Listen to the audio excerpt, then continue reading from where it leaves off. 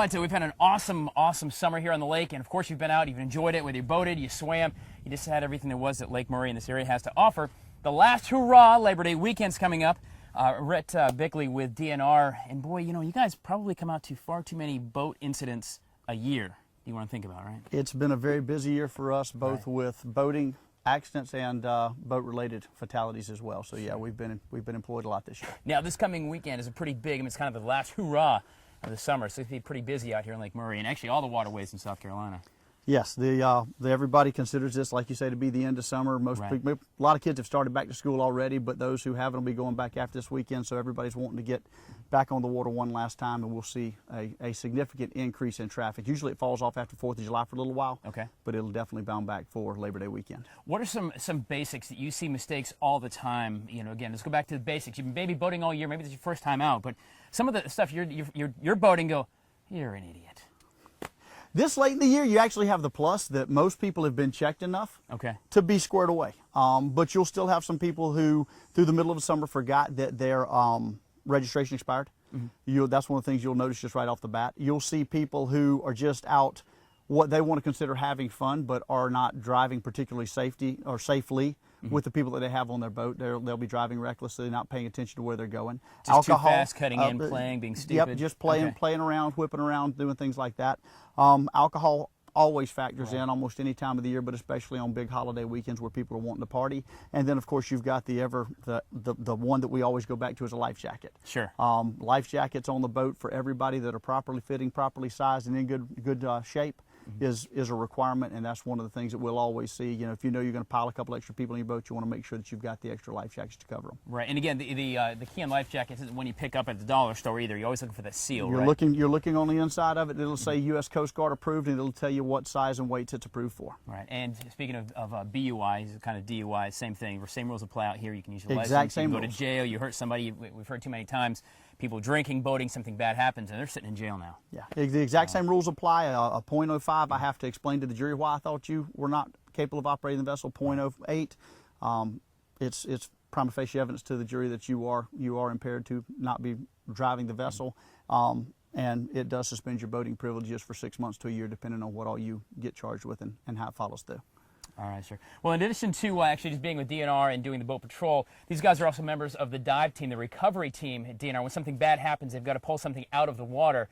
These guys get called in to do some very, very specialized diving, and we've been talking about diving here in Good Day, Columbia. So this morning we're actually going to find out what specialized gear the dive and the recovery team with DNR uses when something bad happens. They got to go to work, and it's a sad day for everybody, but they've got a job to do. We're going to kind of learn how they do it, how they train, the tools they use, and we're going to get wet with DNR today. All right, guys, so this morning we're talking about boating safety out with DNR, getting ready for one of the biggest events, the biggest weekends here on Lake Murray, the official last weekend on Lake Murray anyway with DNR. You guys are out, of course, patrolling all the time, keeping people safe, enforcing laws, you know, safety regulations. But you specifically are a member of a very specialized team, and that's the DNR dive team. More than just patrol, you do all that too, but you guys get called out for very specific, often morbid things. Yes, actually, its official name is the SCDNR Aquatic Investigations and Recovery Team. To our knowledge, we know in South Carolina, but we believe nationally, we are the longest continuously running recovery team that is out there. Other people started before, but did not follow through or keep running. Now, I noticed you say recovery, not rescue. No. Rescue is you stand a chance of actually helping someone get out of the water. That's what would be what a lifeguard does. Usually because of us getting called in totally after the fact, there's not an opportunity for rescue there. So we are there to become a recovery operation. How do you guys what separates you from your other brothers in DNR? What specialized stuff? We're getting into training in a few minutes, but really how do you get to this level of recovery diver? Basically, you have multiple people who like to dive for entertainment, for fun purposes. But to become a DNR diver, you go through a selection process, and then you go through a training process, which parallels recreational diving, but just with more specific stuff to it. Right. And then once you've got the basic skills to execute in the water, that's when we actually put you into the conditions and training that will later on be used in actual recovery missions. No visibility, log jams, current, things like that. And that's the thing. I mean, we've been talking about diving, and diving is a great sport, a great family sport. It's cheap enough to get into, and it's awesome to be down underwater. But that's when you're looking at pretty fish and coral and neat things. But you guys, we wouldn't go, I wouldn't go bring my kids near a log jam or other places where the current, they can actually hurt a diver who's untrained in that kind of environment. Where we go is where most other divers don't want to be.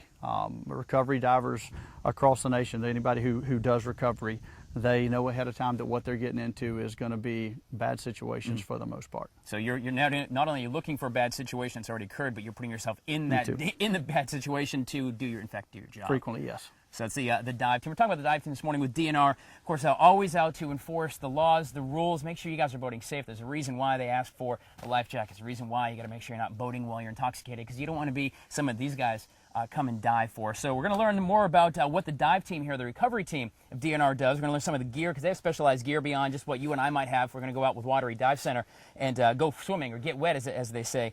But they have specialized training, including this big recovery boat. And we'll explain what's on here in just a little while as well. But of course, the big mission and the big message from you guys is be safe this weekend and every weekend on the water in South Carolina. Guys, stay with us. We're gonna go diving here in just a little bit. Talking safety with DNR. All right, guys, so this morning we're on Lake Murray with the Department of Natural Resources talking about the recovery dive team, one of the oldest, maybe even the oldest in the nation. These guys are very specialized in diving, not just diving, but unfortunately diving recovery. They get called out when we fail to adhere to some of the things we know, like how to swim, or we do stupid things on boats. These guys get called out for the recovery process, again, not rescue. But in doing so, they get specialized training, put themselves in some really precarious situations under the water. And to do that, they also have some gear. Rhett Bickley from the Department of Natural Resources. Now, we've been talking here on Good Day Columbia about diving. I'm a diving enthusiast. It's a great family sport. But you guys use some stuff I might use, but it's some other things as well. A lot of our gear is very, very similar to recreational gear. We do more redundant safety stuff to make sure that we've got additional things, backup air supplies and things like that. Sure. And then we also, we use a boat that's not exactly your usual ride around for a fun time on the lake. This is it's called a Hanco. It's a modified, basically a big John boat that gives us a lot of working space. You've got a lift here if we need to pick stuff up out of the water that we can use. Right. A dive door where we can get our guys in and out of the boat. And then, like I said, we've got our tanks that are slightly different. A civilian tank's just got a single air hookup, and then we use Y's and H's to give us just alternate air hookups for that. Okay, so a lot of the same, but the principles of diving are still the same. Everything else is still the same. It's just that the training is a little different. Right. A little bit of the gear is more specific, and then the techniques that we employ to find people and things. And we're going to go through all the gear here in a few minutes on Good Day, but I mean, this looks pretty much like a civilian BC that I wear, that we wear when you dive. It is for the most part, it's that. So a lot of it is the same. When you talk about this crane up here on this modified John boat, so when you're talking about pulling things out, you can move logs if you have to, but more often than not, it's not logs. You can move that. Right? Well, you can pick up a litter that's got a body in it. You can also use it when moving boat stuff around or holding stuff in place as you're trying to work on stuff. You can do most anything you want to do with it. You just add additional cable as needed. Lift bags, right here, you go down underwater, hook it to whatever you need to. Blow air into it, it puffs up like a balloon underwater, and then basically lifts it up out of the water. So you've got and brings it to the surface. Move out the way you can use that and pull that out as well. Yeah. And you've got all the ropes and the different accoutrements, obviously, that you're going to have. Any boater or diver should have anyway, flags and the different safety things. Because at the end of the day, you guys are divers and you are under the water, and there's an inherent danger of just actually going down as well. Exactly. Now, we always talk about buddy diving and making sure that, you never dive alone. You guys, because you're specially trained, you don't always do that, right? We're the exact opposite. The only time you will see us dive with someone is when we're doing an actual recovery on like a boat or other car, something like that, where we may need more than one person in the water at a time to help get it up safely. But when we're actually doing our searches, especially in zero visibility conditions, I can't see my buddy. Right. I can't hear my buddy. Unless I'm using some of our comms that we work with underwater. Sure. But I can't see my buddy, so a lot of times it's actually inherently safer for me to be by myself, so that I'm only worried about me and only watching out for me as I'm getting in and out of the things that we get into. That makes a lot of sense. Rhett Bickley with Department of Natural Resources, not only patrol and you do all the DNR issues of hunting and safety when it comes to wildlife here in South Carolina, but the specialized elite dive team that you're a member of as well. So this morning we're talking about that. Of course, you could not get near the water with all this fun stuff without us going down and seeing a first-hand experience and giving it to you firsthand, what it's like to dive in some of these conditions that these guys put themselves in, not for recreation, but, for work. You go to work and get a little wet from time to time. All right, guys, so all morning long we've been on Lake Murray with the Department of Natural Resources, their elite dive team and the recovery recovery team, not the rescue, the recovery team. Here, these guys go down in the water when we have not adhered to the safety in the water that we've learned about since we were kids. These guys unfortunately have to go to work, and we do not want to be on the receiving end of the rescue dive team for sure. We talked about some of the training, some of the special tools, including this modified John boat that they use. But now we're going to go down and actually see what they see firsthand when they go down under the water. Rhett Bickley, Sergeant Rhett Bickley with DNR. Go ahead and get geared up and kind of tell me again what you've got on and how that all works out. Basically still just running a plain civilian, what people would call a buoyancy control device, BC. And it's nothing different about it than what you would run or what you can get from Wateree Dive Center. Okay. Which I believe is where you got your gear this morning. Yes, yes. But you just basically, we use a secondary aspect of air versus where most people run off of a single source of air on the civilian side. What's that secondary? It just gives you another it option. Gives you, it gives you a different way just in case you bump something. And a lot of times you'll use a what's called a pony tank, which basically just gives you a full secondary source of air. Okay. This is partially in case your regulator messes up, partially in case something goes wrong with one of your valves up here. A lot of times it's used mainly for your buddy. You know, he comes swimming up to you and he's needing help, telling you he's out of air, and it's the way to make sure that he's all right to breathe. All right, 3,000 pounds, which is what I want to have heading in. Perfect. So open the valves all the way up, squeeze it back down just a little bit, quarter turn back off, and then check that I've got air to both of them, and pretty much we're ready to put the gear on and get in the water. After spending the morning learning about the South Carolina DNR Aquatic Investigation and Recovery Team, it was time for us to get wet and see firsthand the conditions that these officers put themselves in while investigating water tragedy. I geared up thanks to our friends at Wateree Dive Center and hit the water.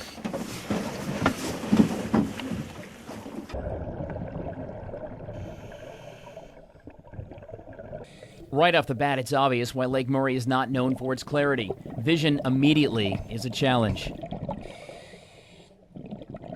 Different from recreational divers, those who do it for fun, the dive team often dives alone. One of the biggest reasons is this way they only have one person's safety to worry about in these conditions. Although diving is often done solo in the field, they do practice as a team, and one drill they practice is buddy breathing, when a fellow diver runs out of air and must share yours. Well, it turns out that even the bottom of the lake is not free from litter. Just a thought, keep your trash in your boat.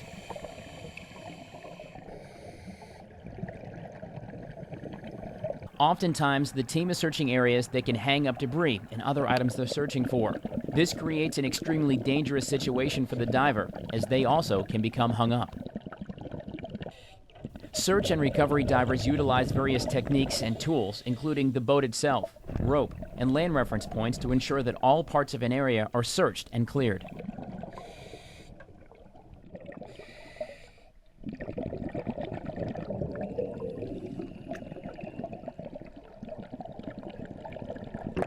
Well, after about 30 minutes of less than ideal diving conditions, it was time to get to the surface with another dive under our belts and a healthy respect for the dive team that puts themselves into these rough conditions. Swim on in. There you go. It's like that. Woo!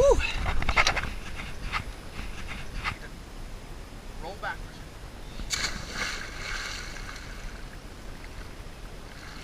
There you go. Beautiful. All right, guys, so all morning long we've been out here on the water with DNR, their elite dive team, the Department of Natural Resources, the recovery team. Yes, recovery, not to rescue, but a recovery. And you've seen a few minutes ago really how difficult it is to see anything underwater, even in good conditions. You can't see a whole lot. And there's a lot of dangers down there. Down at the bottom, yeah. Today you had beautiful visibility, almost 10 feet, but where we swim, usually you can't see a foot, foot and a half, 2 feet, and there's a lot of brush, timber, stuff like that, usually when we're in the water. Rhett Bickley with DNR. Now, this weekend is going to be the last big hurrah for lovers of the lake. It's the end of the summer, Labor Day weekend. We talked about boater safety, you know what you got to have, you know, not to drive drunk on a boat and things like that. But what about swimmers? You know, you're maybe not in a boat at all. You're on the beach, you're hanging out, you know, in the woods by Sandy Beach, you know, you want to get out and have fun. Big thing is, you know, parents keep an eye on your children, and friends watch out for your buddy. People get out here, they'll be drinking alcohol this weekend. You don't want your buddy to be intoxicated and not paying attention and actually go into the water and have to employ us. Life jackets, they're a great thing. You know, they work.